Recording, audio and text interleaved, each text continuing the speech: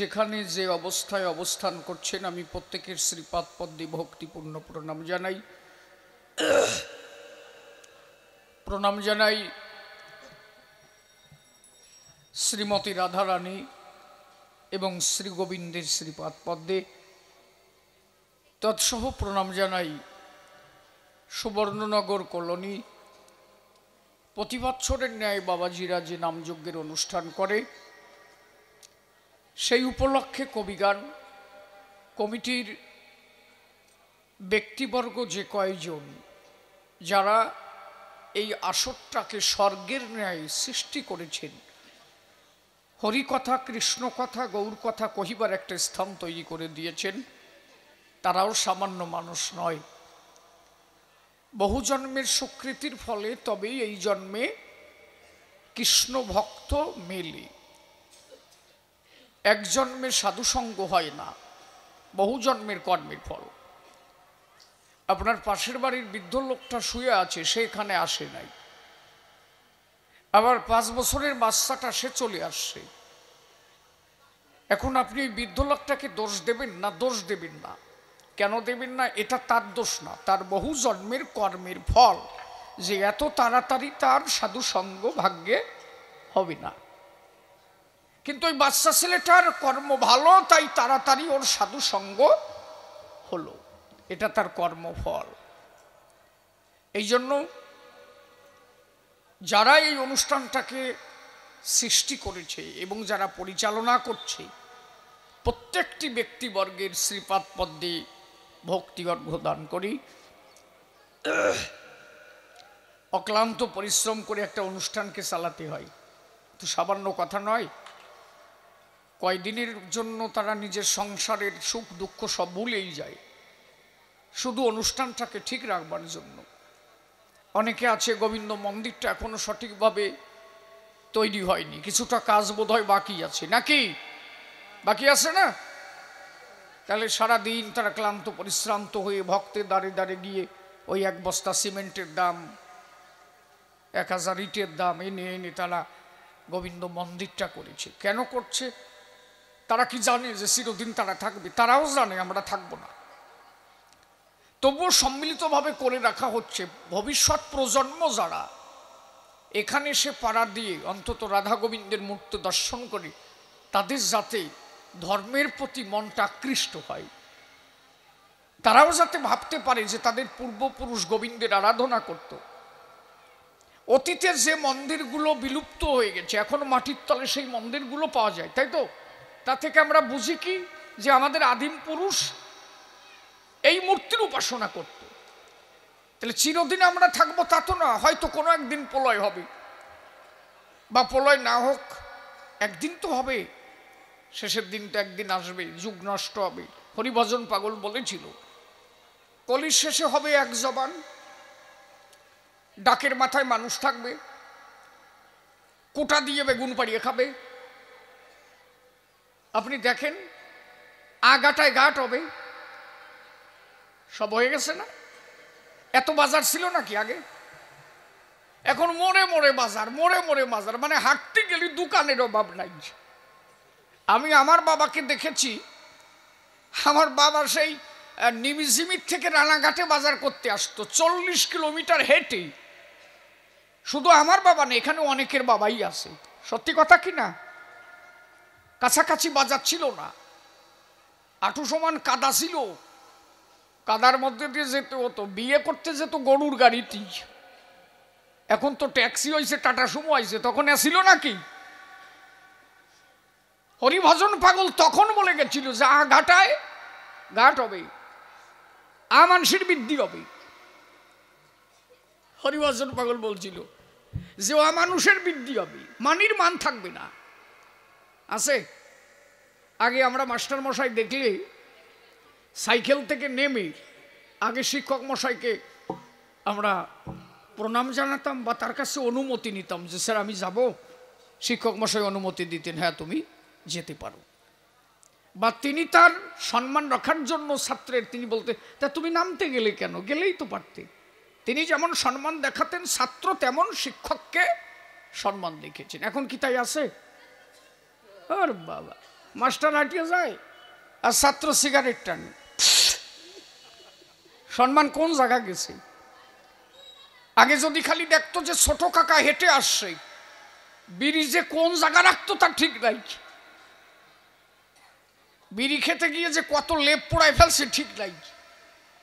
হ্যাঁ, ছোট কাকা আসছে, বর্দা বাড়ি আসছে, বাবা আসতেছে, এত জোরে কথা কোস না, বাবা বাড়ি আইছে। কিন্তু এখন বাবা হইছে সেই বন্ধুর মতো, সেটা বেকায়দা ব্যাপার। এসব সাধকে বলে গেছে, তো হরিভজন পাগল বলেছিল, আগাটায় ঘাট হবে, মানুষের বৃদ্ধি হবে, মানির মান থাকবে না, ডাকের মাথায় মানুষ থাকবে। এমন একটা দিন আসবে, সেইটা বাকি আছে, ডাকের মাথায় মানুষ থাকবে, মানে এইখান থেকে ডাক দিলে সেই ডাক যত দূর শোনা যাবে ওইখানে একজন লোক থাকবে। একটা যুগ পরিবর্তন হবে। কোটা দিয়ে মানুষ বেগুন পাড়িয়ে খাবে। আগের মানুষ এত খাটো ছিল নাকি? এই যে আমি যে সাইজ, এ পিরাই বেগুন পাড়ার কায়দা না? হাসিয়া পরে, সত্যি কথা কিনা তাই কম। এটা বেগুন গাছ হলে আমারই তো কোটা দিয়ে পাড়া দর, সেই ভাব এসে গেছে। মানুষ যত দিন যাচ্ছে তত খাটো হয়ে যাচ্ছে। কি সত্যি না? তো গিটি ঝুলতে হবে না কেন? ছাতা খালি বোঝে না, কথা ঠিক হবে কিনা তা আমি বুঝবো না। এই হচ্ছে বিষয়। সাধকে যা বলে গেছে তা নড়চড় হওয়ার কথা নয়। সাধক যা বলেছে তা অব্যর্থ, ব্যর্থ হয় না। আমি কয়েকদিন আগে পূর্ববঙ্গের থেকে আসলাম। মতুয়া জগতের একজন নক্ষত্র ছিল যারে বলা হতো কানালোচন, দুই চোখ কানা। দিনের বেলা চোখে দেখতো না, রাত্রেবেলা চোখে দেখতো, সেটা বেকায়দা কানা। তা উনি একটা পুকুরে, মানে সাধকে কি পারে, শিষ্য বাড়িতে একটা পুকুর কাটা হচ্ছে, পুকুরটা কাটা হয়ে গেছে কিন্তু জল দেয়, জল থাকে না। ওই বাড়ির গুরুদেব হচ্ছে কানালোচন।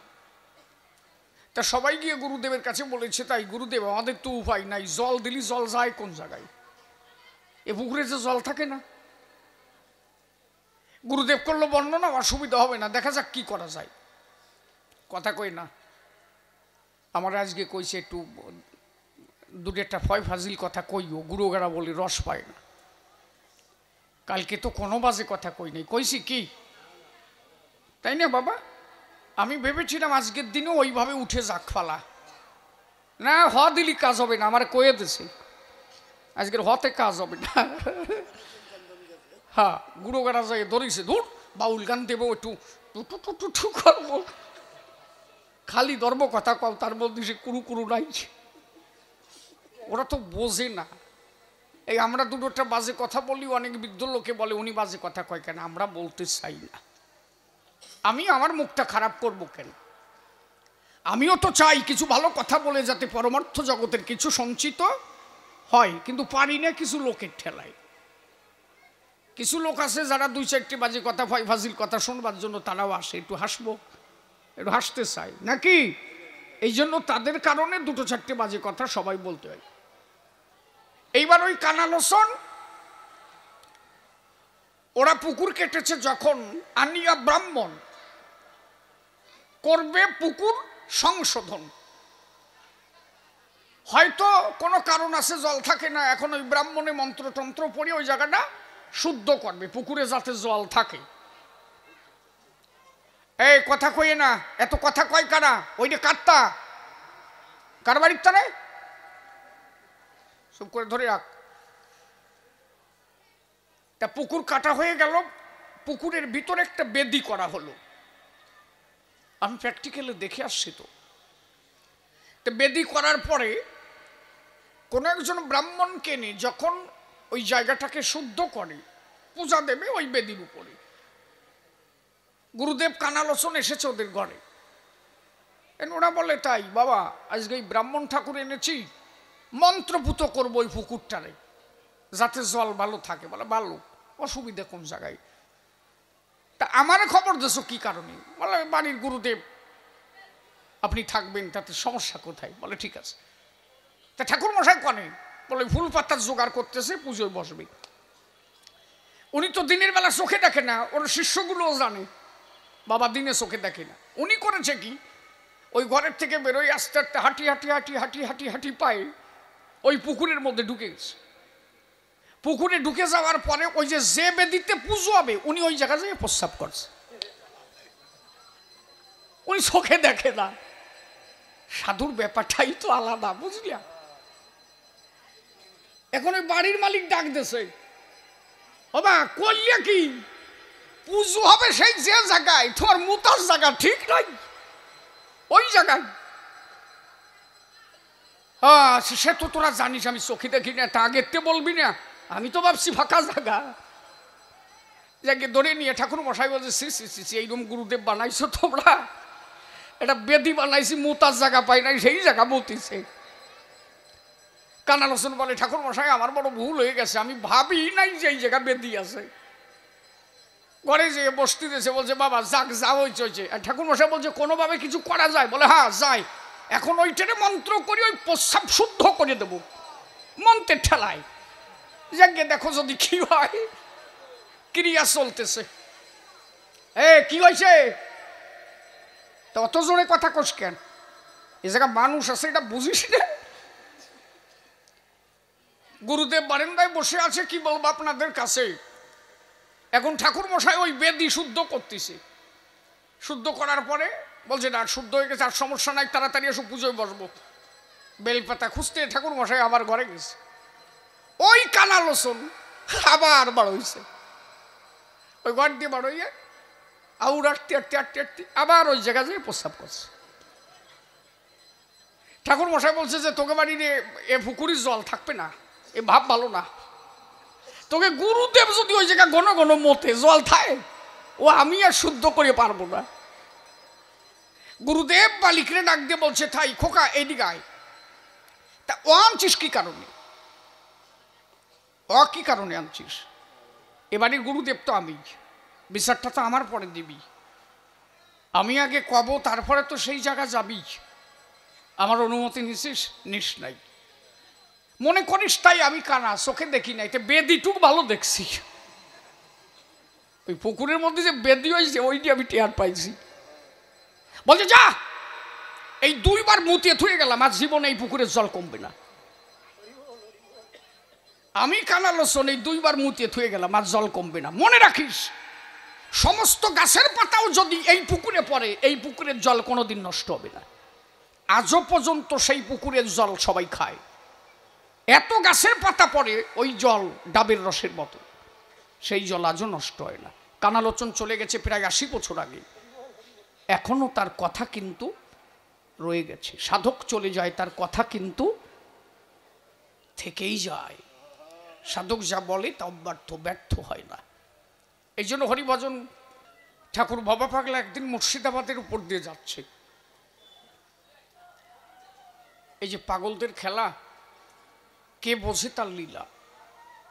পাগল যাচ্ছে, গাড়ির মধ্যে দিয়ে আছে, আচ্ছা কেউ আছে, হঠাৎ করে পাগল ড্রাইভারে বলছে গাড়ি থামা, গাড়ি থামা, গাড়ি থামা, আমি একটু রুটি খাবো,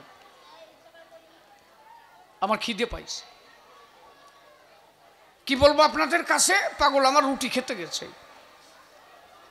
গাড়ির থেকে নেমে একটা মুসলমান বাড়ি গিয়ে দৌড়ায় বলছে মা দে রুটি, দি রুটি খাই। ওই মুসলমান বাড়ি কোনো এক বিবি ওই যে বেলার গোলা রুটি কয় না, ওই খড়াইতে গোলা রুটি বানাচ্ছে। ওইখান থেকে একখান রুটি নিয়ে পাগল গাড়িতে উঠে খেতে খেতে আসে। বলছে পাগল ওইখান থেকে রুটি খালিয়ে কেন? বলছে ওই রুটি বেলার আগে ওই মেয়েটা চিন্তা করেছিল যদি আমার এই রুটিতে কোনো একটা ভক্ত সেবা হতো আমি আনন্দ পেতাম। ওর মনের কথা বুঝতে পেরে তাই গিয়েছিলাম ওর রুটি আনিবার তরে। এই জন্য সাধক যারা, তারা যে কখনো কি করে এটা কল্পনার অতীত, কেউ রাখতে পারে না কল্পনারও ঘরে। জয় হরি বল।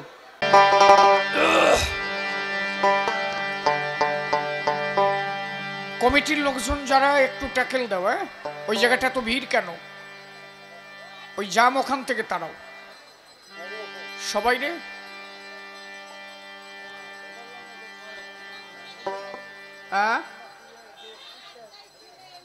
হ্যাঁ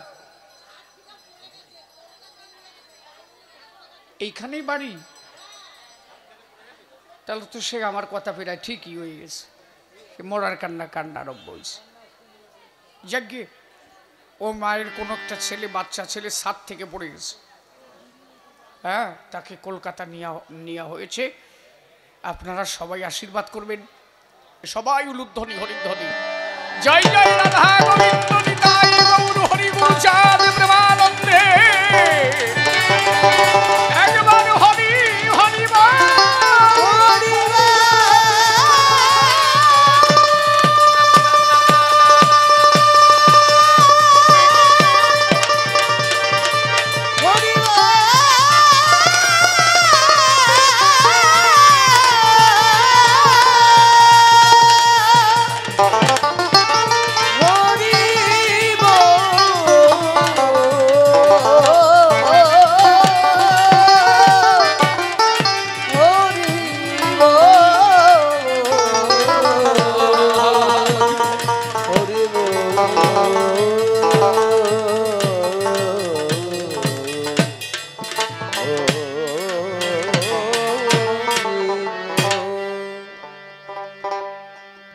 তোরা দেখছে সোনার মানুষ, মানুষ এসেছে এসেছে এসেছে এসেছে, দেখছে সোনার মানুষ এসেছে, জয় জয় নিতাই গৌর প্রেমানন্দে, হরি হরি সোনার মানুষ এসেছে এসেছে, দেখছে সোনার মানুষ এসেছে।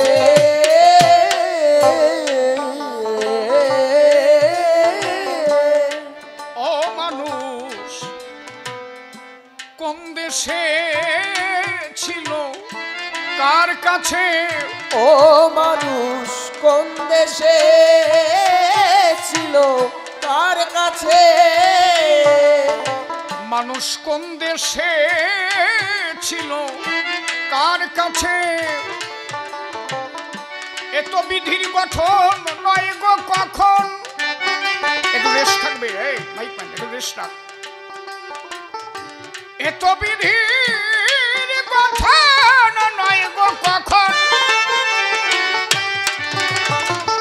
এত বিধির গঠন নয় গো কখন, মানুষে মানুষ মিশেছে, দেখছে এক সোনার মানুষ এসেছে, দেখছে এক সোনার মানুষ এসেছে।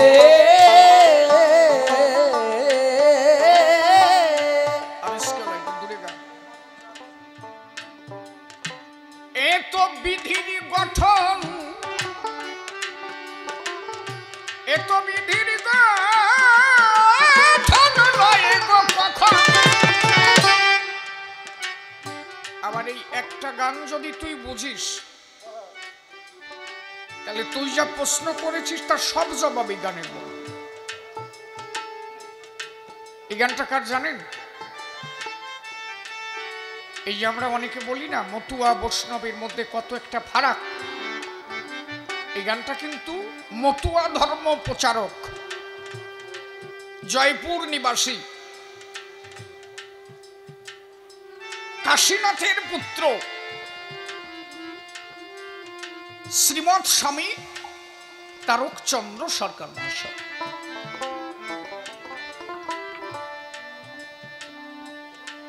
উনি লিখলেন এত বিধির গঠন নয় গো কখন, এ বিধি এইভাবে গড়াতে পারে না। আমার মনে হচ্ছে মানুষে মানুষ মিশেছে। তাহলে মহাপ্রভুর রূপটা কি? দুটো মানুষ একত্রিত হয়ে একটা রূপ। রাধা অঙ্গ শ্যামঙ্গ মিলিয়া হল শ্রী গৌরাঙ্গ। তুমি যে একটা পালা গাবা, সেই গানটা যেন তার উপরে থাকে, তাই তো? বিধির গঠন নয় গো কখনো, মানুষে মানুষ মিশেছে। শ্রীমতী রাধারানী শ্রী গোবিন্দ জানি। মা আজকের খুব আলোচনা, খুব ভালো আলোচনা, একটু যদি ধৈর্য ধরে থাকা যায়। আমার দিয়েছে যে ভূমিকায়, এই ভূমিকায় দাঁড়াইয়ে কি বাজে কথা বলা যায়? ভূমিকায় আমি আজকে কে? নদী আর নিমাই, যার জীবনের কোন সুখ আহ্লাদ নাই। সে সুখী হয়েছিল ভক্তের কারণে।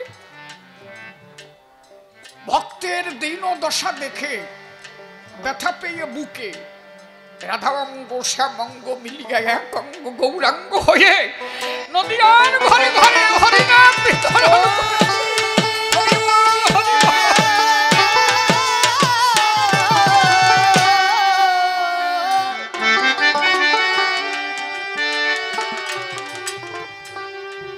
আপনি অনন্য লীলা দেখেন, দাপর লীলা দেখেন, তার মধ্যে কিছুটা হাস্যরস আপনি পাবেন। যদি বলেন নারদের সঙ্গে কৃষ্ণের কথোপকথন, সেখানে বিভিন্নভাবে হাস্যরসের হয়েছে উত্থাপন। কিন্তু মহাপ্রভুর কথা যখন আসে, কোন একটা জায়গায় কোন ভক্তের সঙ্গে কোন বাজে কথায় লিপ্ত হয় নাই গৌর সুজন। মহাপ্রভু হচ্ছে প্রেমের মহাজন। কেন প্রেমের মহাজন? প্রেম অঙ্গ নিয়েই তারে তৈরি, রাধা অঙ্গ নিয়েই তিনি জগতে এসেছিলেন। তাহলে সেই দেহের ভাব আলাদা হবে না? একই দেহ, কৃষ্ণ রাধা আলাদা নয়, এক। কিন্তু লীলার ক্ষেত্রে দুজন দাপরে আলাদা ছিল, কিন্তু যখন গৌর হয়ে এলো তখন কিন্তু আর আলাদা নয়, দুজন এক দেহ ধরে। তাহলে সেই দেহের ভাব কেমন হতে পারে? মহাপ্রভু চলছে, রাস্তা দিয়ে যেতে যেতে একটা গোয়াল ঘরের মধ্যে ঢুকে গেছে। এখন ওই গোয়াল ঘরের থেকে একটা গরু হাম্বা রবে ডাক ছেড়েছে, হাম্বা। এই ডাক শোনা মাত্র মহাপ্রভু গোয়াল ঘরের মধ্যে গিয়ে গড়াগড়ি যাচ্ছে, গোবরের মধ্যে। খালি ভাবটা লক্ষ্য করো, ওই গোয়াল ঘরের গোবরের মধ্যে মহাপ্রভু গড়াগড়ি যাচ্ছে। এখন যারা আমার সঙ্গে আছে মহাপ্রভুকে ওইখান থেকে তুলে নিয়ে পরিষ্কার পরিচ্ছন্ন করে চৈতন্য এসেছে, মহাপ্রভুকে জিজ্ঞাসা করেছে, প্রভু আপনি গোয়াল ঘরে গড়াগড়ি গেলেন কেন? মহাপ্রভু বলছেন, আমি যখন রাস্তা দিয়ে আসি হঠাৎ করে একটা গরুর ডাক শুনতে পেলাম, গরুটা হাম্বা রবে ডাক ছেড়েছে। তা যখন ওই হাম্বা রব পেলাম, আমার মনে হলো কি জানো?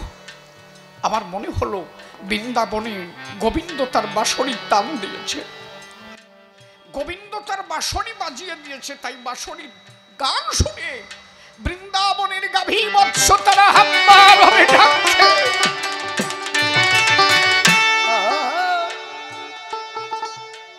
আমি বৃন্দাবন ভেবে গড়াগড়ি দিয়েছি,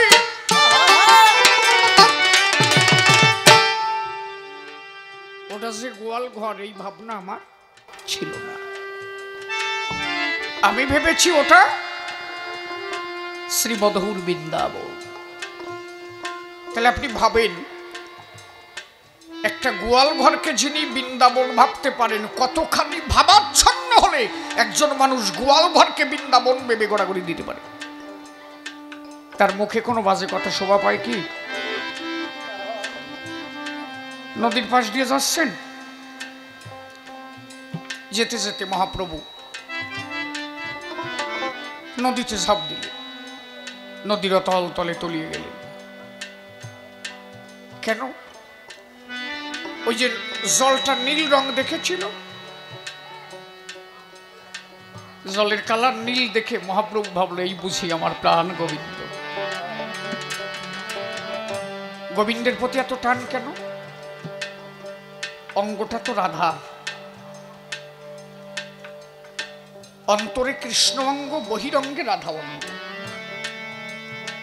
গৌর হয়ে যখন আসবে রাধার সাথে কথা ছিল,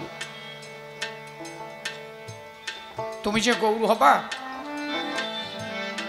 আমার ভাব কান্তি বিলাস তুমি লবা। কি কি নিবা? আমার ভাব ও কান্তি বিলাস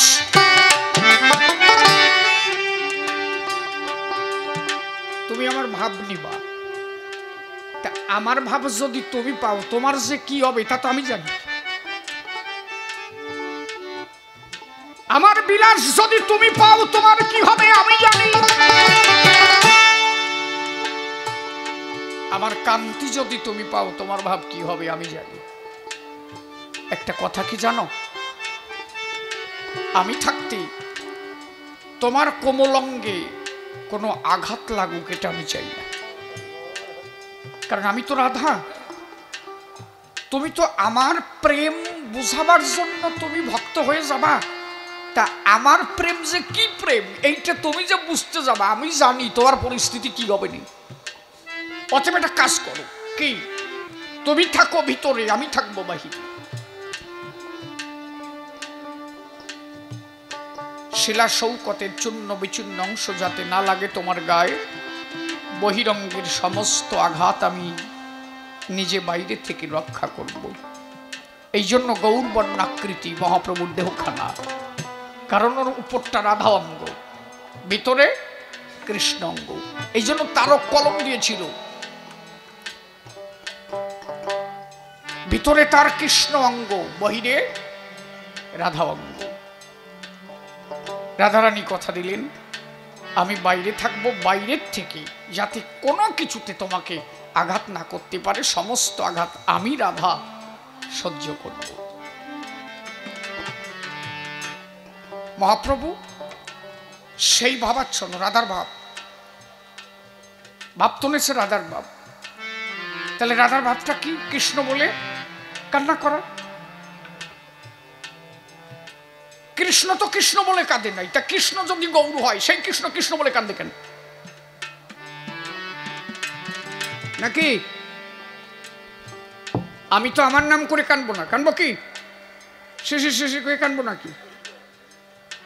আসলে তা না তো, আইসে তো রাধার ভাব নিয়ে, রাধা অঙ্গ নিয়ে, রাধার ভাব বুঝতে। তাহলে রাধার ভাব কি? কৃষ্ণ বলে কান্না করা। এই জন্য যখনই কৃষ্ণর কথা মনে পড়তো, রাধা যেভাবে গড়াগড়ি যেত, মহাপ্রভু সেই রাধা ভাবাচ্ছন্ন হয়ে ধুলায় গড়াগড়ি দিত। জয় হরিব।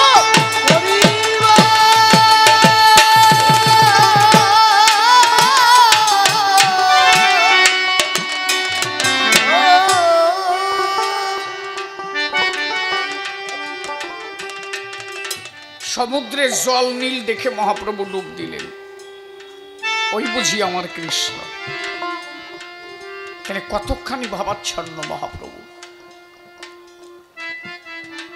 এই যে ঘটনা, আজকে যে পালা, মহাপ্রভু নিজেকে নিজে ধরে রাখতে পারে না। যখন ভাবাচ্ছন্ন হয়, যে কোনো জায়গায় মহাপ্রভু গড়াগড়ি দিতে পারে। সে সমুদ্রের অতল তলেও তলায় যেতে পারে, গভীর বনের মধ্যেও মহাপ্রভু থেকে যেতে পারে। তাই সম্মিলিত ভক্তগণে মিশিয়া সর্বজনে সেট করেছিল একজনে। কারে বললে, মহাপ্রভু বৃন্দাবনে যাবে, এমন একজন মানুষ সাথে দিতে হবে। মহাপ্রভুর যে ভাব, ওই ভাবের মানুষ হলে হবে না। তাহলে তো দুইজনেই কান্দে মরবে। কেডা কারে ধরবে? এমন একজন মানুষ চাই যে জীবনে কাঁদেই নাই, যার জীবনে চোখে জল দেখি নাই। প্রভু কাঁদবে, প্রভু তো যে কোনো সময় ভাবাচ্ছন্ন হয়ে পড়ে যাবে, কিন্তু সাথে যে থাকবে সে এমন হতে হবে, প্রভুকে রক্ষা করতে হবে। রক্ষা করার জন্য একজন ব্যক্তিকে দিতে হবে। সেটাকে বললো, জন্যই বলভদ্রই ঠিক আছে, পরে জীবনে কান্তি দেখেই নাই। মহাপ্রভু যখন কান্না করে পড়ে যাবে, অন্তত বলভদ্র মহাপ্রভুকে রক্ষা করতে পারবে। সাথে যদি হরিদাসরে দিত পরিস্থিতি কি হতো? দুইজন কান্দে মরে যেত না? আমার কথা বোঝা যাচ্ছে কি? হরিদাসরে যদি সাথে দিত পরিস্থিতি কি হতো? সেই ভক্ত সাথে দিও না যে ভক্তেও প্রেমে পরিপূর্ণ, তাহলে দুইজনেই কানবে, বৃন্দাবন যাওয়া হবে না, প্রভুর কি হবে তা ঠিক নেই। যে গোয়াল ঘরকে বৃন্দাবন ভেবে গড়াগড়ি দিতে পারে, যে কোনো জায়গায় যে কোনো অবস্থায় মহাপ্রভু থাকতে পারে পড়ে, এমন একজন মানুষকে সেট করো, সেই মানুষটা যেন আমার প্রভুকে দেখে রাখে, প্রভুর যেন কোনো ক্ষতি না হয়। সেট করলো কারে? বলভদ্র। তুমি সাথে যাও। একেবারে বলভদ্র কমা নাকি? একবার খালি বলভদ্রে বললো, শোনো প্রভু বৃন্দাবন যাবে, তুমি যাবা? একবারই দেশে সাই, সুযোগ যখন পাইছি আর কি ছাড়া যায়? আরে ওর বহিরঙ্গে যদিও সেই ভাব নাই, অন্তরঙ্গ পেকে গেছে রে ভাই। নাইলে এক চান্সে কেউ বৃন্দাবন যাওয়ার কথা কয়? এই আসরে আমি যদি এখন বলি, হ্যাঁ বাবা কেডা কেডা বৃন্দাবন যাবে, হাত তোলো, আমার সাথে যেতে হবে। কয়জন তুলবে? তুলবা কেউ? অত সোজা? আগে বিবেচনা হবে, বাড়ি যাব, আগে বউটার কাছে শুনবো যাব কি না। সালমাই আছে খবর নেব, ধান লাগাতে হবে কিনা, জল দিতে হবে কিনা, তো কম দিনের ঠিক না, কবে ফেরবে তার ঠিক নাই। খালি বলভদ্রকে বলা হলো তুমি কি মহাপ্রভুর সাথে যাবা? বলভদ্র বলল জীবনে তো আমি কিছু করি নাই, তার সুযোগ যখন পেয়েছি প্রভুর সাথে আর সার্বনে আমি মধুর বৃন্দাবন প্রভুর সাথে যাব। হরি বল হরি বল।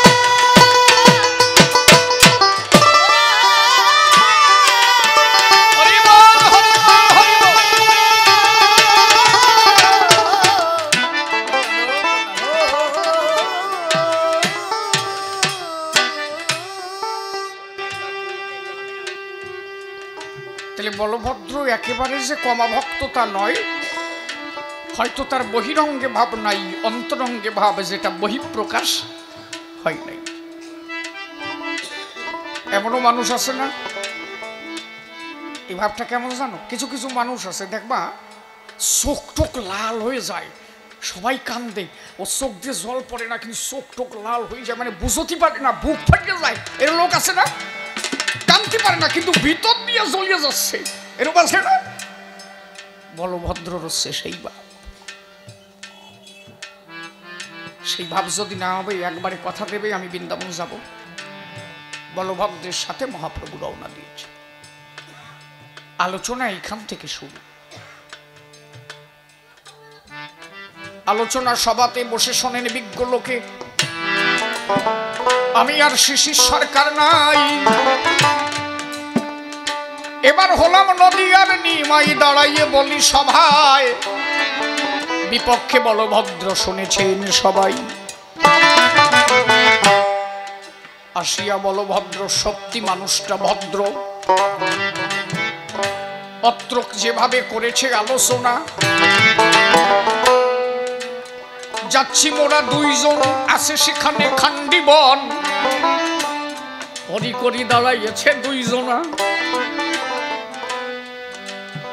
আমি দূর থেকে দেখতে পাই হরি করি দাঁড়িয়েছে রাস্তায়,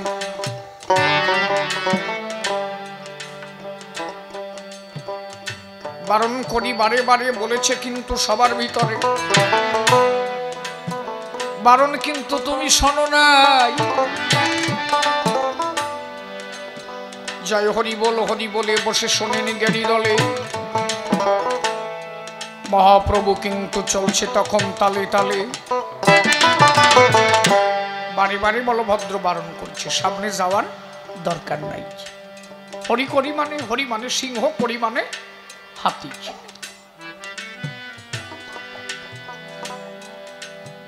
বারবার বারণ করছে, প্রভু আর সামনে যাওয়া যাবে না, ওই যে হরি করি দাঁড়ায় আছে। মহাপ্রভু তো ভাবাচ্ছন্ন অবস্থায় হরিনাম করতে করতে করতে করতে রওনা দিয়েছে। বলভদ্র বুঝতে পারলো যে আর বাঁচানো গেল না, ও চুপটি করে গাছের আড়ালে দাঁড়ালো, দেখি কি হয়। মহাপ্রভু তো শুনছে না। নাম করতে করতে করতে করতে মহাপ্রভুর পদস্পর্শ পড়ল ওই পশুর গায়ে। যেই গায়ে পড়ল, বনের হিংস্র পশু তার হিংসা ভুলে গেল। ভাবতে পারো এটা কঠিন বিষয়। বনের হিংস্র পশু হিংসা ভুলে গিয়ে সিংহ হাতিরে জড়ায় তো চাই ভাই, এমন দিন আর হয় কি না হয়, বনমধ্যে মহাপ্রভু যিনি স্বয়ং ভগবান, আজকে তার পরশ পেয়েছি, ধন্য করি আমাদের জীবন। হরি বল, হরি বল।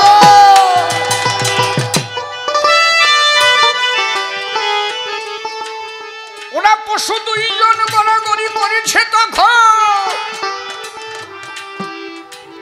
মহাপ্রভু দিল গড়াগড়ি, বসে শোনেন নরনারী। এখান থেকে প্রশ্নপত্র করল উত্থাপন, এইখান থেকে প্রশ্নপত্র উত্থাপন করেছে কি,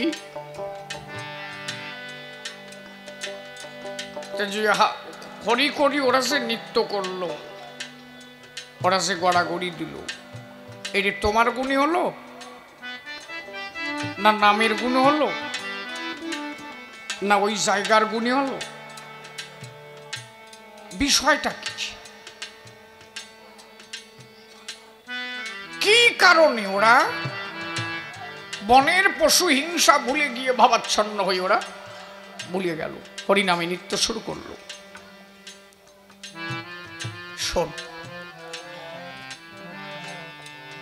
বিশেষ একটা কারণে কিছু হয় না, তার সাথে সবকিছু সংযুক্ত থাকে। একমাত্র গড়াগড়ির কারণ হচ্ছে তাই মহাপ্রভুর প্রেমের পরশ। প্রেমের দ্বারাই সবকিছু সম্ভব হয়। মহাপ্রভুর প্রেমের পরশ পেয়েছিল, তাই তারা হিংসা ভুলে গেল। এখন যদি বলি প্রেম পাবো কোথায়? প্রেম পেতে গেলে তার বিভিন্ন স্তর আছে, প্রত্যেকটা স্তর বা স্তর লক্ষ্য করা চাই। কোনোটার থেকে কোনোটা কিন্তু আলাদা নয়। আগে প্রেমিক হতে গেলে আগে তোমাকে সাধু হওয়া চাই। সাধুকে যার চরিত্র পবিত্র, হৃদয় সৎ চরিত্র, তিনি একজন সাধু। তাহলে আগে তোমাকে সৎ চরিত্র বানাতে হবে। বনের পশু তোমাকে দেখে ভুলে যাবে। কখন ভুলবে? তোমার মধ্যে 6 জন পশু আছে, সেই পশুগুলোকে তুমি কন্ট্রোল করলে তোমার কথা তারা রাখবে। তুমি তো তোমার পশুরেই কন্ট্রোল করতে পারো না, তা তোমার কথা কেটে রাখে? আমি দাঁড়াই থাকলে তো একটা কুকুরও কথা শোনে না। তারক গোসাইর নাম শোনা যায়? যে গানটা আমি গাচ্ছি, শ্রীমৎ স্বামী তারক গোসাই। তারক গোসাই স্নান করতে যাচ্ছে, একটা ষাঁড় বোঝা আছে তো, ষাঁড় দম্বে ষাঁড় জানে কয়, একটা গাভী নিয়ে যাচ্ছে। ওই ষাঁড়টা ওই গাভীর পিছনে দৌড়াচ্ছে। একটা গাভীর পিছনে ষাঁড় যখন দৌড়ায় তার কতখানি পিপাসা থাকে, ও লাঠি দিয়ে বাড়লিও আর থামে না। কি পরিস্থিতি হয় বলেন তো? আর তারক আমার স্নান করতে যাচ্ছে, মাথায় ফুলো ঝুঁটি বাঁধা, কোমল কান্তি, দেখলে যারে লাগে শান্তি। ষাঁড়টা দৌড়াচ্ছে গাভীর পেছনে, আর আমার তারক কি করেছে? ওই ষাঁড় আর গাভীর মাঝখানে দাঁড়াইছে। দাঁড়াইয়ে ষাঁড়টার মাথায় হাত দিয়ে বলছে কি, এ কাজ ভালো না, বাড়ি ফিরে যাও, এ কাজ ভালো না, এ করে না, ব্রহ্মসত্তা ক্ষয় করবে না। ওই ষাঁড়ে কি বুঝলো? ওই কথা শোনার পরে আস্তে পিছনে সরে গেল, গাভীর মতো চলে গেল। আপনি ভাবতে পারেন? সাধুর পরশ পাওয়া মাত্র সারের কাম রিপু পশু দমন হয়ে গেল। তাহলে যে মানুষটা হাত দিয়েছিল তিনি যদি তার রিপু দমন না করতে পারে, তার হাতের পরশে কাজ হবে? এইবার শোনো তারকের জীবন কাহিনী, তাহলে বুঝতে পারবা না যে কে মানুষ হাত দিয়েছিল। তারক গোসাই যখন বিয়ে করে আসলো, তার সারা জীবনে মাত্র একদিন নারী সঙ্গ করেছে। একদিন নারী সঙ্গ করে একটা কন্যা সন্তান যেদিন জন্মগ্রহণ করে, ওনার স্ত্রীর নাম ছিল চিন্তামণি। আগে তো নর্মাল ডেলিভারি হতো, এত সিজার টিজার ছিল না। তারক গোসাই বেশি দিন যায় নাই, কিন্তু বেশি দিন আগের কথা না। এই যে জয়পুর, আমি ওই ধামে গান গাইছি, আমি গান গেয়ে আসছি লোহাগড়া থানার পাশে। যেদিন ওনার স্ত্রীর গর্ভ যন্ত্রণা ওঠে, প্রসব বেদনা, তার গোসাই গানে ছিল, গান থেকে বাড়ি আসলো, ওই যন্ত্রণা দেখে স্ত্রীর দিকে তাকাইয়ে দরজার থেকে বলছিল, শোন, আজকের থেকে জগতের নারী তো আমার মা, তুইও আমার মা। জগতের নারী তো আমার মা, তুইও আমার মা। আমি যদি আগে জানতাম যে প্রসব যন্ত্রণা এত যন্ত্রণা, আমি একদিনও যেতাম না। কথা দিলাম তারকার জীবনে ওই দ্বার পরিগ্রহ করবে না। একবার প্রসব হয় আর তারক জীবন ওই রাস্তায় যাবে না। ওই জীবনে একবার শুধু নারী সঙ্গ করেছে, জীবনে আর কোনো নারী সঙ্গ করে নাই। ভাবতে পারো, যে মানুষ নিজের কামকে দমন করে, সেই মানুষ যদি হাত দেয় কোনো হিংস্র পশুর উপরে, সেই পশু কাম ভুলে গিয়ে আনন্দের বশে তখন হরিনাম।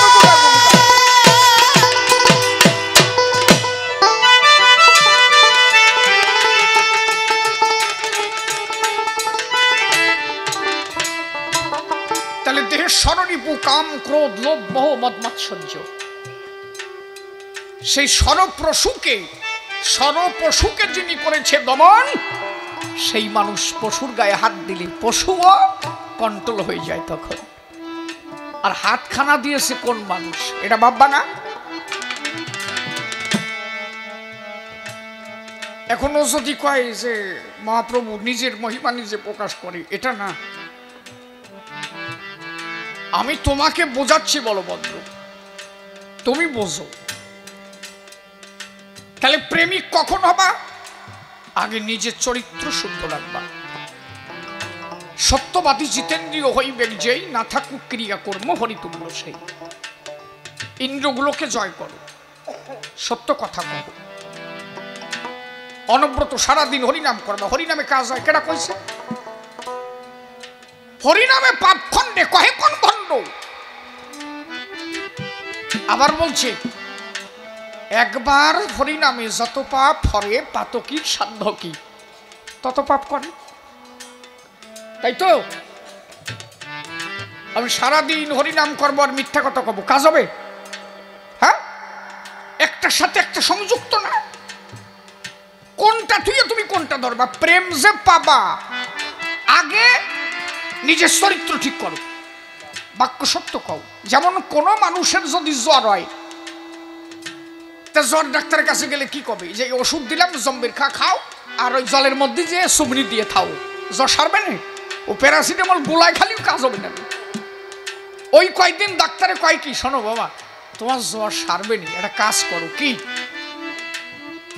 ওষুধ খাবা, ঠান্ডা একটু এই কয়েকদিন কম যাবা, ভাইরাস যে অ্যাটাক করেছে তো, ওইটি ঠিক হয়ে গেলে তারপরে আবার কাজ বাজ করে নি, তাই কয় তো নাকি? তাহলে ঔষধের সাথে একটা পথ্য দেয়, সেই পথ্যটাকে মেনে চলা চাই। হরিনাম হচ্ছে ঔষধ, তার পথ্য কি? তার পথ্য হচ্ছে সদা সত্য কথা কও, চরিত্র পবিত্র রাখো। ওষুধে তখনই কাজ করবে পথ্য যখন তোমার ঠিক থাকবে।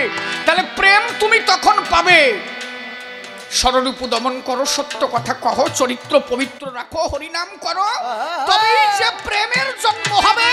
ওই প্রেমিক যার গায়ে হাত দেবে তখন পশু তার সঙ্গে হরিগুণ গাবে।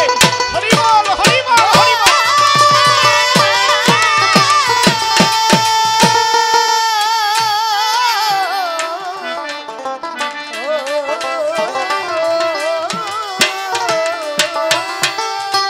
এই জন্য আমার তারক গান লিখলো,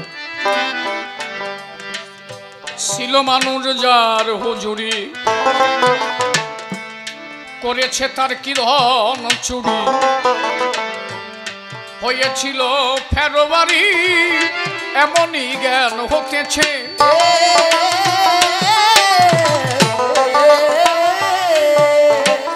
সখীরে ছিল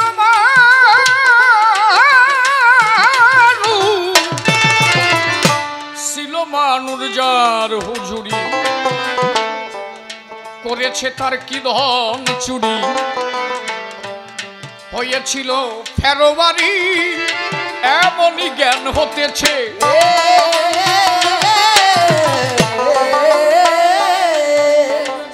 শেষে পায়ে ধরে করেছে রফা,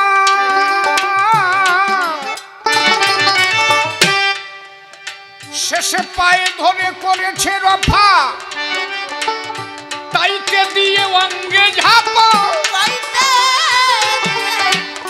পায়ে ধরে করেছে রফা, তাইতে দিয়ে অঙ্গে ঝাপা।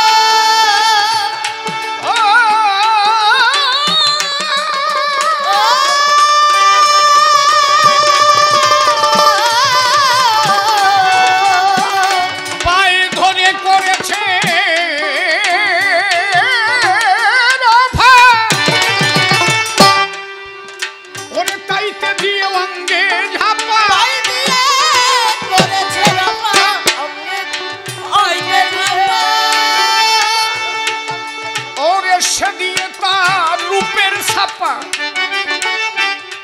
রাধা রানীর পায়ে ধরে রফা করেছিল কে? শ্রী গোবিন্দ। তাই তার নিজের রূপের ছাপা দিয়ে দিল। কে দিল রূপের ছাপা? শ্রীমতী রাধা রানী। আমি থাকবো বহিরঙ্গে, তুমি থাকবে অন্তরঙ্গ। তাইতে দিয়ে তার অঙ্গের ঝাপা, তাইতে দিয়ে অঙ্গে ঝাপা, তারে ডাক দিয়ে দিছে ছেড়ে। এক সোনার মানুষ এসেছে, এসেছে, দেখছে এক সোনার মানুষ এসেছে।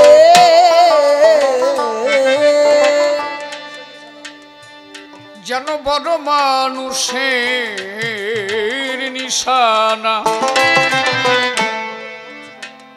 বৈভবের অভাব ছিল না, তার বুঝি কিছু দিল না, ভাবে বোঝা গিয়েছে।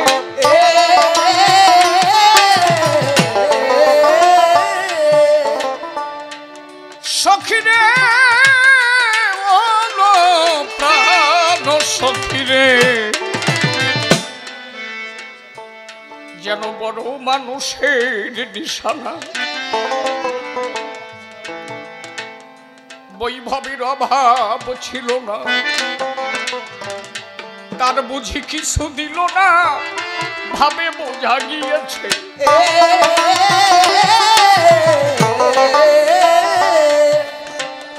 ওর সর্বস্ব নিয়েছে কে রে?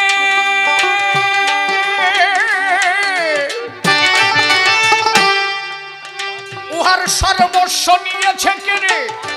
ডাক দিয়ে দিয়েছে ছেড়ে। সর্বস্ব নিয়েছে কে রে? ডাক দিয়ে দিয়েছে ছেড়ে।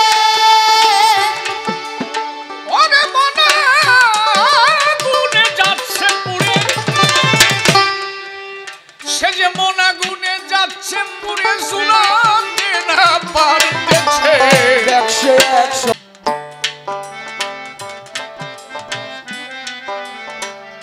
মানুষ পুরুষ কি প্রকৃতি ছিল,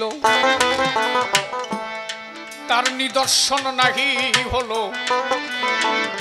অন্তরে ওর কালো কালো যেন ঝলক দিতেছে।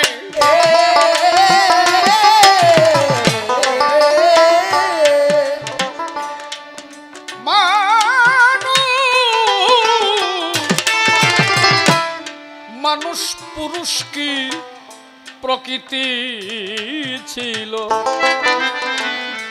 তার নিদর্শন নাহি হলো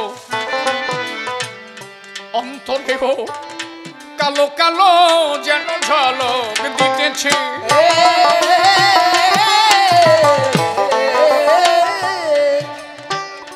আরে ভোলাইল পুরুষ নারী, হরিবল হরিবল হরিবল হরিবল হরিবল, শাক্ত শৈব ব্রহ্মচারী,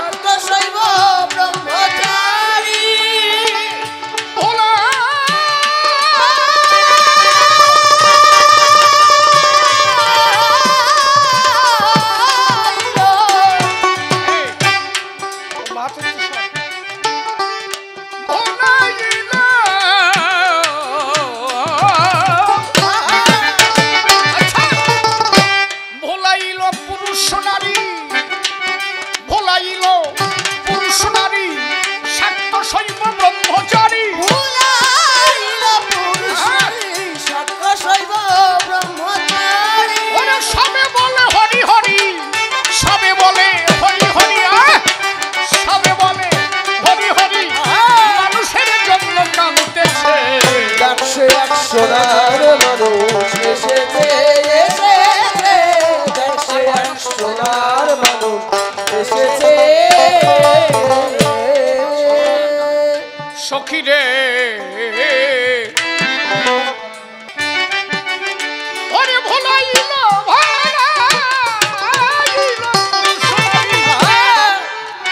শাক্ত শৈব ব্রহ্মচারী,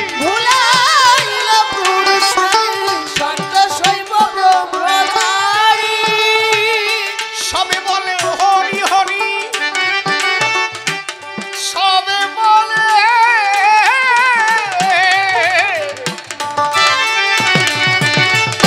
সবে বলে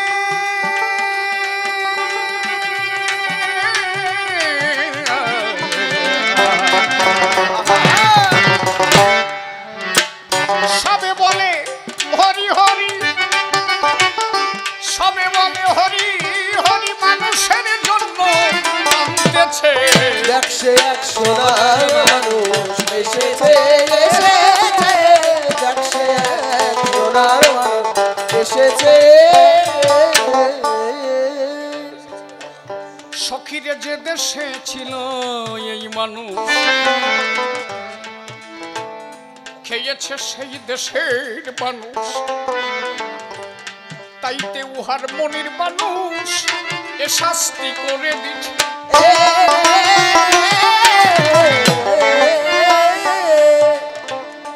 প্রাণ সখী রে আমার, ও সখী রে আমার, তারক হচ্ছে জয়পুরের মানুষ। জয়পুর হচ্ছে যশোর জেলায়, তাই তো, যশোরাধীন, যেটা বর্তমানে পূর্ববঙ্গের মধ্যে বাংলাদেশে। গান লিখলেন কার? মহাপ্রভু। এই গানটা টোটাল মহাপ্রভুর উপরে আলোচনা। মানুষ পুরুষ কি প্রকৃতি ছিল, তার নিদর্শন নাহি হলো অন্তরে ওর কালো কালো যেন ঝলক দিতেছে। এই জন্য বললাম না, ভিতরটা রাধা, এই ভিতরটা কৃষ্ণ, বহিরঙ্গে রাধা। পুরুষ না প্রকৃতি তার কোনো নিদর্শন হয়নি। কলি দিলেন তারক, মানুষ, এই মানুষ যে দেশে ছিল, এটি নদিয়ার মধ্যে না, এই জায়গাটা এটা বর্ধমানের মধ্যে পড়েছে নাকি? নদিয়ার কাছাকাছি তো মনে হয়, কাটোয়া তো বর্ধমানের মধ্যে। হ্যাঁ, আরে ঢেউ এই পর্যন্ত আইছিল তো। হ্যাঁ, ঢেউ লেগে শ্রীবাসের বাড়ি উঠলো তুফান মটকা পড়ি, শ্রীবাসের শাশুড়ি বুড়ি তরাসে পালাই ডরি, পলাইয়ে কি বাঁচতে পারে, ডুবালো জগা মাদারে, বুড়ি লাগে কোথা কারে প্রেম বন্যার হিল্ললে, তোরা কে যাবি গৌর ঘাটে আইসল। আমার তারকের গান পড়বেন যারা বৈষ্ণব আছেন। যদি মনে করেন ওইটা মতুয়া ও পড়া যাবে না, তাহলে ভুল করবেন। তারকের গান না পড়লে বুঝতে পারবেন না যে তারক গোসাই কি লেখছে। উনি মতুয়া ধর্ম প্রচারক বলে আমি পড়বো না। আরে কি লেখছে তা তুমি পড়ে দেখছো না কি কোনোদিন? ওর মধ্যে কি লেখা আছে পরতালি টেয়ার পাবা। গৌর লীলাটাকে পুরো মহাসংকীর্তন গানের মধ্যে তারক ডিটেলস ভরে দিয়েছে। ওর মধ্যে প্রথম গান কি লেখছে জানো? তারক ভজ ভজ মন জয় শ্রী শচীন নন্দন, ভজ পদ্মাবতী সুত বসু জাহ্নবীর জীবনদন। কে বলো?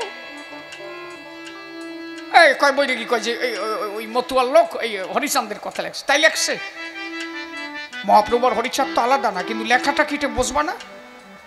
ভজ ভজ মন জয় শ্রী শচীন নন্দন, এটা মতুয়ারা গায়। আসলে যে এই গান গাইতে মহাসংকীর্তনের প্রথম গান ভজ ভজ মন জয় শ্রী শচীন নন্দন। শচীন নন্দন কে? না মহাপ্রভু না। ভজ পদ্মাবতী, পদ্মাবতী কে? নিত্যানন্দ মহাপ্রভুর মায়ের নাম ছিল পদ্মাবতী। ভজ পদ্মাবতী সুত, সুত মানে হচ্ছে ছেলে। ভজ পদ্মাবতী সুত বসু, বসু মানে বসুধা। গান লিখতে গিয়ে সংকেত ব্যবহার করেছিলেন, ধাটুকু কেটে দিয়ে লিখেছিলেন ভজ পদ্মাবতী সুত বসু জাহ্নবীর জীবনদন। জাহ্নবী মানে নিত্যানন্দ দুটো স্ত্রী, একটা বসুধা আর একটা হচ্ছে জাহ্নবী। তাই বলছে ভজ পদ্মাবতী মানে নিত্যানন্দর মাকে ভজ। আর কারে ভজবা? সুত, পদ্মাবতীর সুত ছেলে বসু এবং জাহ্নবীর জীবনধন নিত্যানন্দ মহাপ্রভুকে ভজ সবাই। হরি বল হরি বল।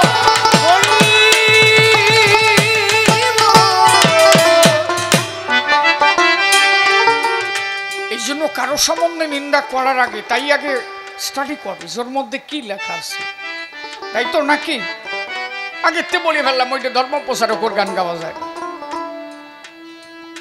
এসব গান পড়বা দেখবা ওর মধ্যে আমার তারক কি লেখছে। আমার তারক কি সামান্য ব্যক্তি নাকি? কালীর বরে জন্ম আমার তারকের। আবার আস্তে আস্তে সেই জায়গাটা আসছে, নীরব হয়ে থাকো। আমার আর হাসি রহস্য ভালো লাগে, আমারই মনের থেকে চায় না যেটা হাসির কথা কইছে। যে কথা কহিলে জীবনের কিছুটা লাভ না হয় সে কথা না বলাই ভালো।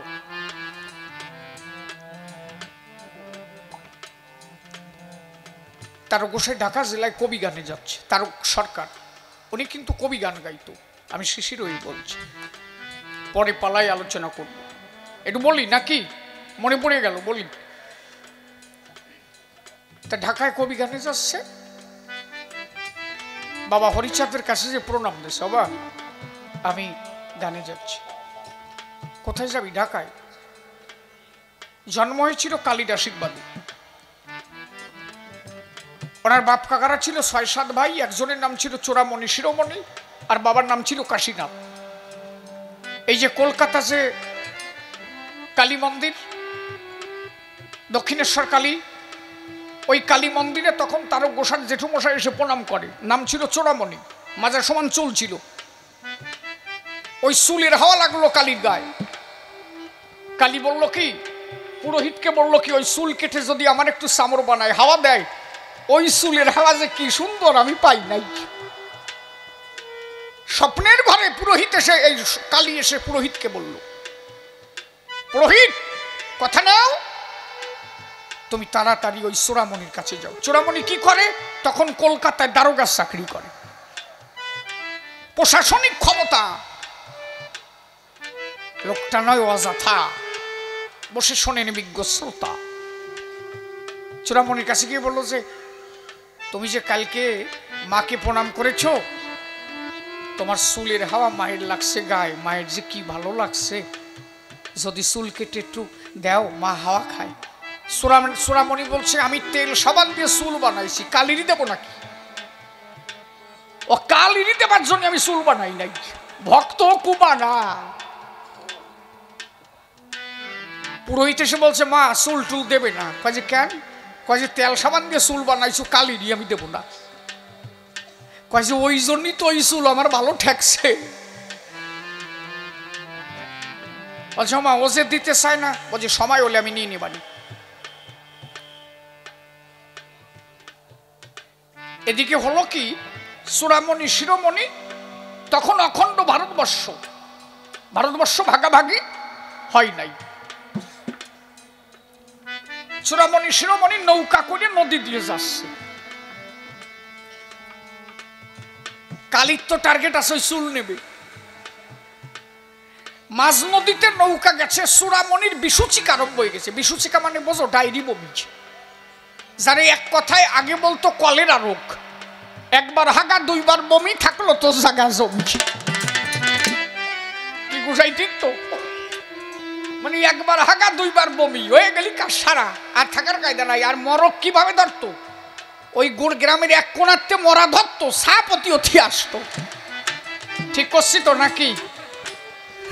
এবারে আরে কথায় খালি কথা মনে পড়ে রে, এ তো রাত ভরে গাতি হয়। এই জন্য আগে কবি গান সারা রাত ভরি হত। গণেশ পাগলের নাম শোনা আছে না? একবার দুর্গাপুরে এরকম মরক ধরল। গণেশ পাগল ওই গ্রামে থাকে। গণেশও তো কালীর আশীর্বাদ প্রাপ্ত। ভট্টের বাগানে গুরুদেব বলছিল, যা ৭৯ যাবি, ৭৯ থেকে একটা দা গড়াই আনবি। ৭৯ একটা দা গড়াতে আনতে গেল, আমাবস্যা রাত্রে একা একা ভট্টের বাগান দিয়ে আসছিল। তা গুরুদেব বলছিল, তোর ভয় নাই, আমি থাকবো। গুরুদেব আশ্রমে শীত হয়ে শুয়ে রয়েছে। আমাবস্যা রাত ওই ভট্টের বাগানে এসে গণেশের ভয় লাগছে। গুরুদেব কোথায় তুমি?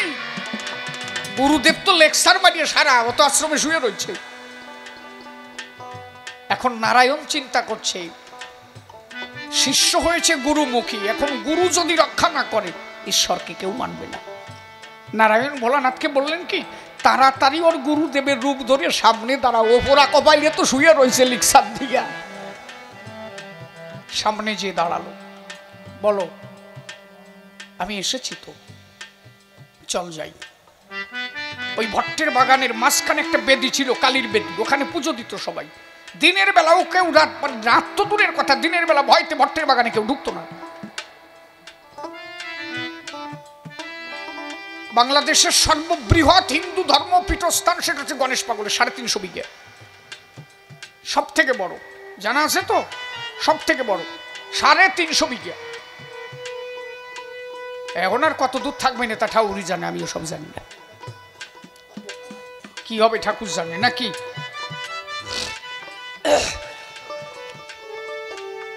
ওই কালীর বেদিতে নিল, ভোলানাথ কালীর ইশারা দিল, এর সরল সোজাটা পাইছি, দেও কিছু দেও।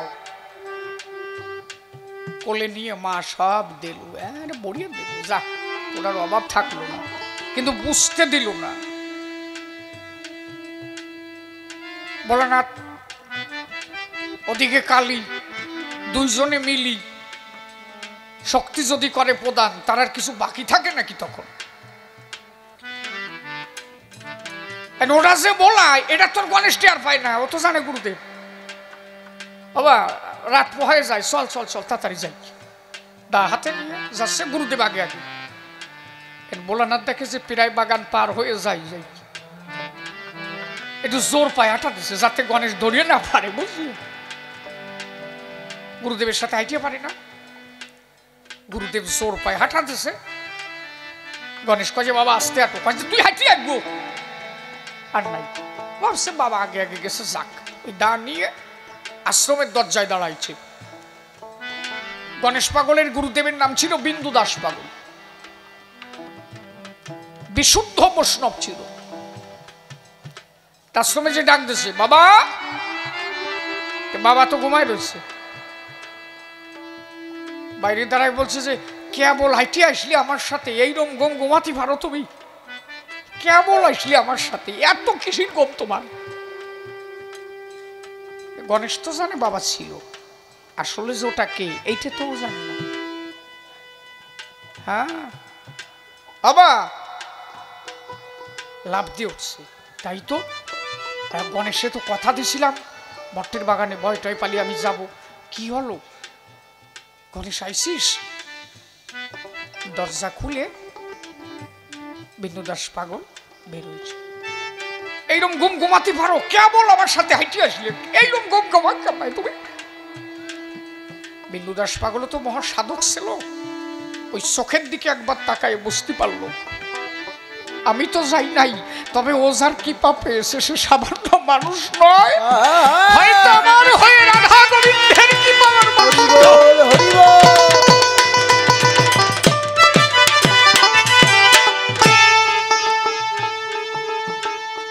এই গণেশ পাগল সাধনা পেয়েছিল, শেষ পর্যন্ত এটা পেয়েছিল তার ভালোবাসার ক্ষেত্রে। কিন্তু একটা মেয়েকে ভালোবাসত, এই জন্য গণেশ পাগলের মন্ত্র আছে, ধুলিতে ফুলিতে বিন্দুতে সই। ফলি নাম করে একজনের সাথে গণেশ পাগলের ভালোবাসা হয়েছিল, সেই ভালোবাসা শেষ পর্যন্ত টেকলো না, গণেশকে মারিয়ে ভট্টের বাগানে ফেলে রেখেছিল।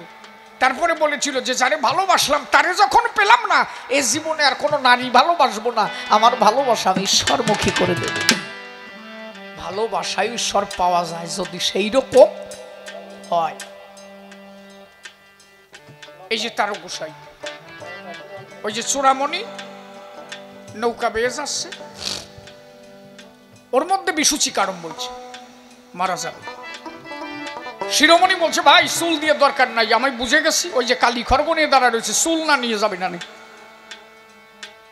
তোর কাছে চুল চাইছে, এ আসলে তো রোগ না, ওই কালী বাদাইছে, চুল না নিয়ে যাবি না, ও ছাতা দিয়ে দরকার নাই, দেহে যদি প্রাণী না থাকে ও চুল দিয়ে তুই করবি কি নাকি, চল চুলটা দিয়েছি। চূড়ামণি দেখে তাই একেবারে মরিয়ে যাই, দরকার নাই, ছাতা চুল দিলি যদি রোগ ভালো হয়, চল। কালীঘাটে যেয়ে চুল কাইটে দিয়ে দিল, যেই চুল খেতে দিল হঠাৎ এসে কালী এসে হাত ধরেছে, এ দাঁড়া, তুই তো বুঝেছিস চুল রানি আমি ছাড়বো না, এবার তুই কি চাষটাই কর, তুই তো আমার কিছু দিলি, আমি তোরে কিছু দেব।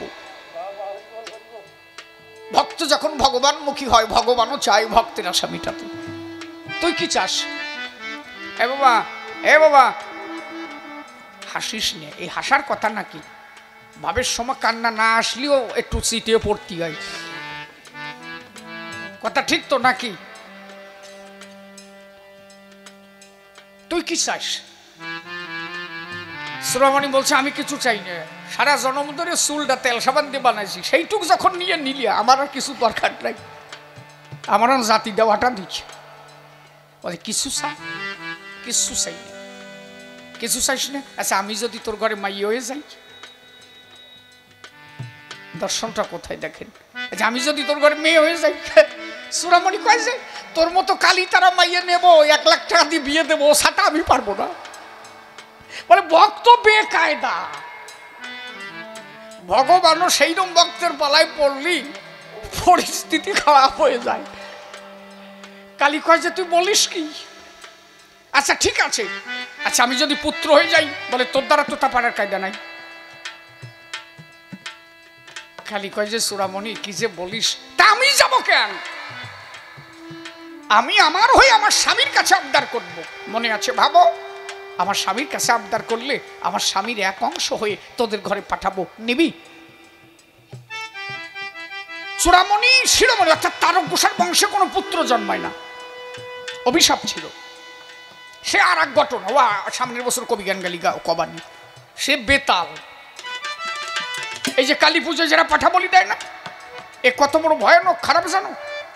তারক গোসার পূর্বপুরুষ পাঠা বলি দিয়েছিল, ছোট্ট একটু বলে যাই তাহলে বোঝা যাবে না, হালকা করে একটু টাচ দিয়ে যাই।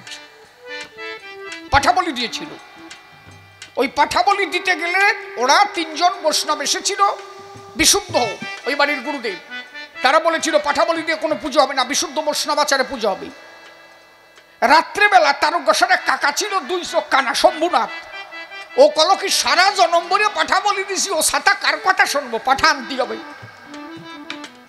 বলছো বৈষ্ণব জানবি না, গোপনে বলি হয়ে যাবে। রাত্রিবেলা সেই বৈষ্ণব কয়জন শুয়ে রয়েছে, এরা ওই শম্ভুনাথ ওই কানাডার বুদ্ধি বেশি, তো ওই কানা বুদ্ধি খাটাতে যাইয়ে পাঠা ধরে দেশে টান, এমন চেঁচান দেশে পাঠা মরা মানুষেরও গম ভাঙিয়ে যায়, জেল তোলা তো আলাদা, সব জায়গায় উঠেছে, বলি হয়ে গেছে। কিন্তু ওই বৈষ্ণব যারা ওরা আওয়াজ পেয়েছে, কি হলো, খবর পেয়ে গেছে, এসে দেখলো পাঠা বলি হয়েছে। রক্ত এলো কোথার থেকে? বললো পাঠা বলি হয়েছে। ওরা তখন অভিশাপ করলো, এই বংশে সব শেষ হয়ে যাবে, আর এই বংশে কোনো পুত্র জন্মাবে না, বংশই থাকবে না।